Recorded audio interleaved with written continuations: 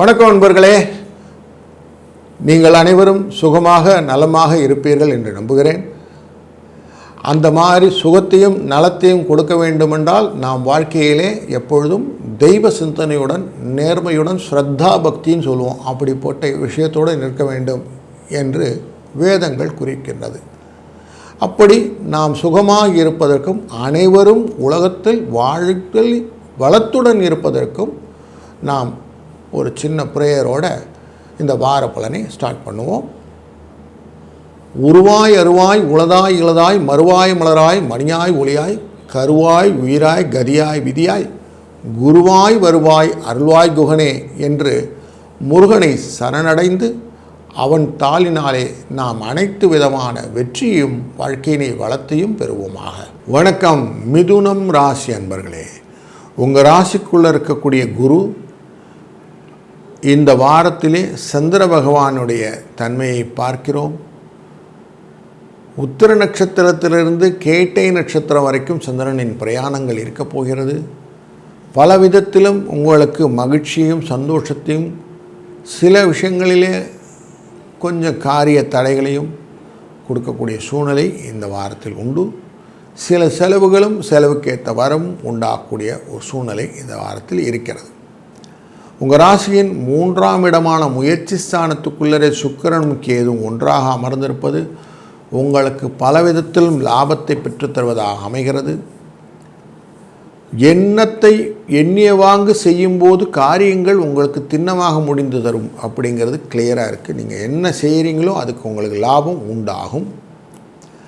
மண் மனை வாகன யோகம் கொண்ட 4ஆம் இடமான மாத்ருஸ்தானத்திலே சூரியனும் புதனும் அமர்ந்திருப்பதனாலே தேவையற்ற விஷயங்களிலே நீங்கள் மூக்கு நுழைக்காமல் இருந்தால் நல்லது. அதனால் சில சண்டைகள் வருவதற்கான வாய்ப்புகள் உண்டாகும். உடல் சோர்வு வருவதற்கான வாய்ப்புகள் இருக்குது. அதை எப்படி தீர்த்துக்கிறதுனா கொஞ்சம் பக்தி சிரத்தையாக சொல்வது நல்லது. இந்த வாரம் ஃபுல்லாக நவராத்திரி இருக்குது. தேவி உபாசனைகள் செய்வது, தேவியுடன் சோத்திரங்களை சொல்லி அவருடைய புகழை பாடி நீங்கள் அவரோடு இருப்பதனாலே உங்கள் பக்தி இம்ப்ரூவ் ஆகும். இதனால் கொஞ்சம் பெனிஃபிட்ஸ் நிறையா இருக்கும். 5ஆம் இடமான கற்பனை தொழில்கள் கொண்ட இடத்திலே செவ்வாய் அமர்ந்திருப்பதனாலும் குரு பார்க்கிறதுனாலும் உங்கள் குழந்தைகள் மூலியமாக நல்ல விஷயங்கள் எல்லாம் வருவதற்கான வாய்ப்புகள், ஊக்கங்கள் கிடைப்பதற்கான வாய்ப்புகளும் உண்டு.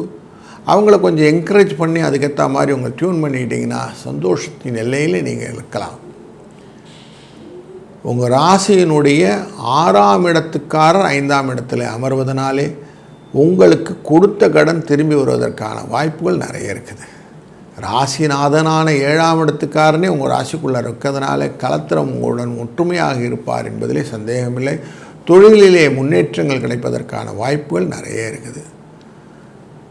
9ஆம் இடமான ராகுவை கும்பராசியில் இருக்கவரை பார்க்கக்கூடியதை குருவே பார்ப்பதனாலும் உங்கள் குலதெய்வ வழிபாடினாலே செய்யக்கூடிய விஷயங்கள் எல்லாம் லாபத்தை பெற்றுத்தருவதாக அமைகிறது. முக்கியமாக துர்க்கை கடவுளை வணங்குவதனால், பெண் தெய்வத்தை வணங்குவதனால் உங்கள் வாழ்விலே சுபிட்சங்கள் பல எட்டி பார்க்கிறது. தொழில் ஸ்தானத்தில் இருக்கக்கூடிய சனி பகவான் வக்கரகதியிலே அமர்ந்திருந்து 4ஆம் இடத்தை பார்ப்பதனாலே உங்கள் வாழ்க்கையிலே எப்பொழுதுமே குழப்பங்கள் இல்லாத சூழ்நிலையை ஏற்படுத்தி கொள்ளலாம். பயங்கள் வருவதற்கான வாய்ப்புகள் நிறைய இருக்கிறதுனால சின்ன சின்ன பண விரயங்கள் இருந்தாலும் லாபத்தை நோக்கிய எண்ணங்கள் உங்களுக்கு லாபத்தை பெற்றுத்தருவதாக அமைகிறது. 5-11 தொடர்பு அப்படின்னு சொல்கிறதுனாலே யோகங்கள் வருவதற்கான வாய்ப்புகள், முக்கியமாக பூர்வீக சொத்துக்கள் வருவதற்கான வாய்ப்புகளும் உண்டாகிறது. 12க்குரியவனான சுக்கிர பகவான் 2ஆம் இடத்தில் இருப்பதனாலே தேவையற்ற செலவுகளும், 3ஆம் இடத்தில் தொடர்புகள் கொண்ட விஷயங்கள் சுக்கிரன் 3ஆம் இடத்தில் அமர்வதனாலே சௌக்கியமான செலவுகளும் வருவதற்கான வாய்ப்புகள், தேவையான விஷயங்கள் சௌக்கியமாக இருக்கும். முக்கியமாக இந்த வாரத்திலே திருமண தடைகள் நீங்குவதற்கான வாய்ப்புகள், வரன் அமைப்பதற்கான வாய்ப்புகள் பிரகாசமாக இருக்கிறது. குழந்தை பேர் இல்லை என்ற அன்பர்களுக்கு குழந்தை பேருக்கான மருத்துவ விஷயங்கள் எல்லாம் இந்த வாட்டி மெட்டீரியலைஸ் ஆகி நல்லபடியாக முடிந்து கொடும். புதிய முதலீடுகள் பற்றிய எண்ணங்களும் குடும்பத்தில் உயர்வுகள் பற்றிய எண்ணங்களும் அவசியம் கிடைக்கக்கூடிய ஒரு நல்ல வாரம் இது. இந்த வாரத்தில் நீங்கள் செய்ய வேண்டியது என்னன்னாக்க, குழந்தை பொம்மை அப்படி வாங்கி அந்த கொலுவின் படியிலே வைத்து வழிபாட்டு செய்து வாருங்கள். இந்த நவராத்திரி காலம் உங்களுக்கு வாழ்க்கையிலே சுபிட்சத்தையும் நலத்தையும் என்றென்றும் நிலைத்திருக்க வைக்கட்டும். வாழ்க வளத்துடன். ஸ்ரீ குபேரன் டிவியை பார்த்தமைக்கு நன்றிகள். மேலும் இது போன்ற தகவல்களை தெரிந்து கொள்ள ஸ்ரீ குபேரன் டிவியை சப்ஸ்கிரைப் செய்யுங்கள். மறக்காமல் பெல் ஐக்கானை கிளிக் செய்யுங்கள்.